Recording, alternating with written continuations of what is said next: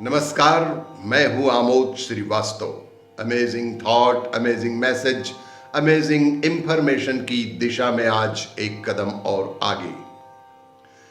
आज के इस चिंतन का विषय है सबसे अनमोल कहानी। आपको ये मेरा वीडियो अच्छा लगे तो लाइक करें, शेयर करें और लाल बटन दबाकर सब्सक्राइब अवश्य करें। साथ ही बेल आइकन दबाना बिल्कुल ना भूलें। अशोक जी अपनी पत्नी के साथ अपनी रिटायर्ड जिंदगी बहुत हंसी खुशी गुजार रहे थे। उनके तीनों बेटे अलग अलग शहरों में अपने परिवारों के साथ रहा करते थे। उन्होंने एक नियम बना रखा था। वह नियम यह कि दीपावली पर तीनों बेटे सपरिवार उनके पास आते थे। वो एक सप्ताह कैसे मस्ती में बीत जाता था कुछ पता ही नहीं चलता था। तीनों बच्चों का परिवार एक साथ एक घर में बहुत ही हंसी खुशी से समय बिताया करते थे। कैसे क्या हुआ, उनकी खुशियों को जैसे नजर ही लग गई। अचानक शीला जी को दिल का दौरा पड़ा। एक झटके में उनकी सारी खुशियां ही बिखर गईं। दिल का दौरा पड़ा शीला जी को और उनकी खुशियां एकदम बिखर ही गई। तीनों बेटे दुखद समाचार पाकर दौड़े दौड़े आए। उनके सब क्रियाकर्म के बाद सब शाम को एकत्रित हो गए।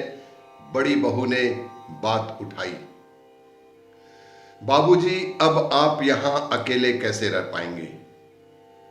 आप हमारे साथ रहेंगे। बड़ी बहू ने कहा कि पापा जी, आप यहां पर अकेले नहीं रह पाएंगे, इसलिए आप हमारे साथ चलिए।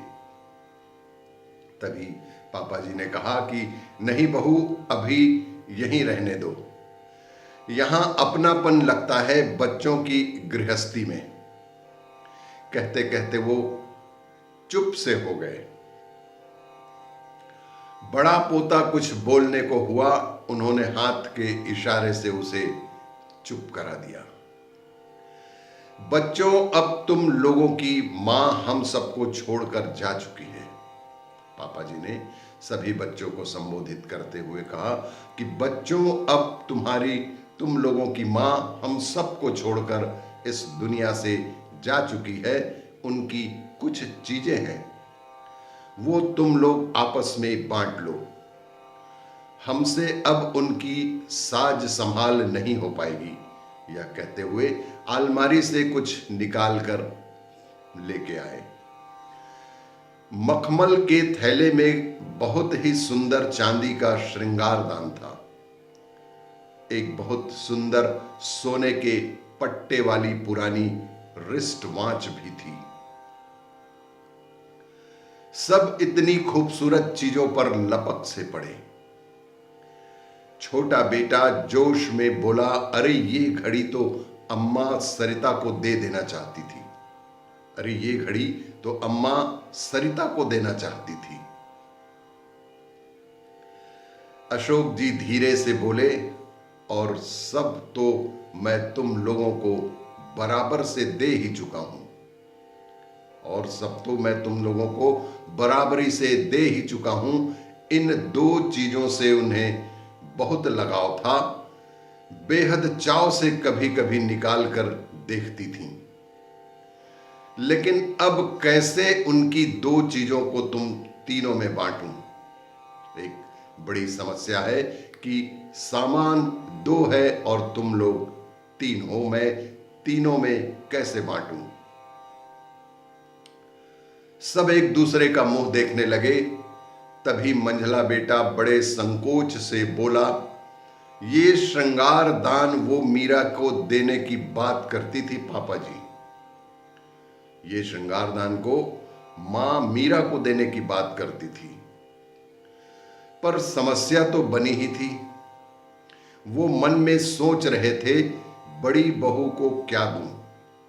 वो मन ही मन में बेहद परेशान भी थे और सोच भी रहे थे कि मैं बड़ी बहू को क्या दूं। उनके मन के भाव शायद उसने पढ़ लिए।